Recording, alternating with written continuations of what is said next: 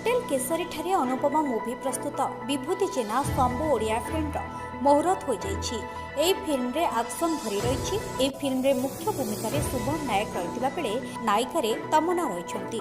अन्यମାନଙ୍କ ମଧ୍ୟରେ जीवन पंडा हरिहर महापात्र रही बेले रजनी रंजन स्क्रीन प्ले कर फिल्म संगीत देते दीपक कुमार, डायरेक्टर दिलीप पंडा रही। आज मुहूर्त उत्सव में जोगदे फिल्म समीक्षक दिलीप फाली, संस्कृति विभाग डायरेक्टर रंजन दास, मीडिया प्लानर प्रणय जेठी रही।